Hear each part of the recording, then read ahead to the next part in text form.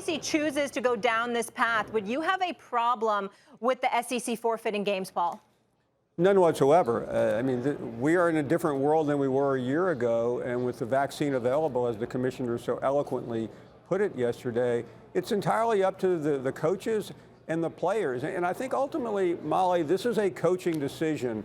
And I can tell you that most coaches that I'm aware, now these are not things that everyone is being forthcoming about, but most coaches that I'm aware have taken the vaccine. But I'm willing to bet you that there will be some coaches here this week at the SEC Media Days who haven't, and it will be very interesting to see what their rosters look like. Nick Saban was one of the first out doing a vaccine PSA. Others have done the same thing. But if you're a coach who is against the vaccine or who doesn't think it's a good idea, then how does that trickle down to your team? And the commissioner said yesterday that 6 of the SEC, there's 14 teams in the SEC, are at an 80% threshold right now. You need to be to 85% before you can go to remove protocols that we had in place, such as mask wearing and and regular testing. So it's on the players, but ultimately it is on the coaches, and it's going to be very interesting to hear what they have to say this week. Paul, rather than give an opinion, I'd rather ask an abundance of questions to you, and Max can do whatever he chooses to do. But I'm just curious to know your perspective on a couple of things, and I'll go back and forth between myself and Max in asking you my questions. My first question would be this, Paul. When we talk about the coaches and how they've been tested, but there are some coaches who may not be. Obviously, there's some players that may not be. What are the specific obstacles that they're articulating to ensuring that everyone is vaccinated so you can minimize the level of concern as it pertains to this upcoming season? Stephen A., what I've heard in the past from various coaches is simply that they have not wanted to interfere with the practice and the protocol. We heard this in baseball, and I'll get back to the football issue in a second. NC State got knocked out of the College World Series as they were reaching the final rounds because of an outbreak, and the coach said he had not been vaccinated, and he didn't want to push it on his players. He said, I don't want to get political. So I'm interested in a couple of coaches this week in particular. One, Mike Leach, who has been very outspoken in the past on political issues. And there's one or two others that I would like to hear from who I have been told have not been pushing or even encouraging the vaccine. You have to also remember something. I'm from the South. I don't live in Alabama anymore, but the political climate down here, not that this is news breaking to you, Stephen A., is completely different. The state of Alabama, where we currently reside right this moment, I think the vaccination rates are about 35%. You have everyone saying the right thing, but they're really not pushing it. So I think the coaches have been thrown have the gauntlet thrown down them by the commissioner yesterday, who's no nonsense. And I think that was the right message to send. But what are the coaches going to say? I know what a few of them are going to say, but there's a couple of other ones I have no earthly idea.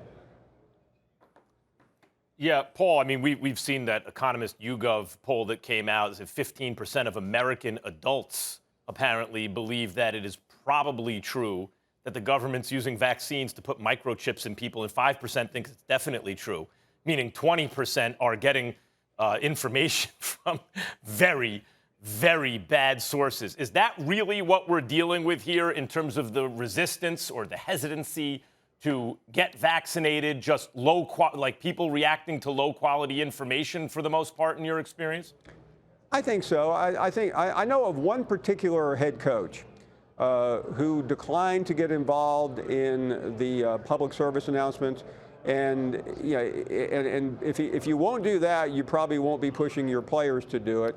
And I think some of it is ideology, whether it's political or religious or whatever. Listen, I'm not here to tell anyone what to do. We've been down this road for a long time. You don't need a sports broadcaster to give a lecture on the pros and cons of vaccine. But ultimately, it's going to matter. I think what the commissioner said in terms of forfeiture is going to resonate for this reason. If you're a fan of Mississippi State or Auburn or Alabama or Florida, you care about one thing. You care about winning football games. And I know that sounds trite when we're talking about a pandemic that has shut the world down and is threatening to do it again. But where I live and in the waters that I swim in, there's really not much more important than winning an SEC football game. So you would think, Max, that might trickle down. So far, it has not. Max Kellerman, I appreciate that note, because I'm not going to lie to you. I've never heard that. I'm not denying what you're saying that you've seen, Max. Please don't get me wrong. I'm just saying. No. I'm saying I appreciate the education, because I didn't know. I know microchip. I never heard that. I've never heard that. So there's no end to the lunacy, Stephen A. Yeah. Listen, man, I appreciate it, bro, because I certainly I'm educated. But Paul, I'll get back to you on this. According to the report, 6 of the 14 teams, if I remember correctly, have reached 80% vaccination. That means that the other 8 haven't. In the when I think about pro sports, I'm of the mindset that's the private sector.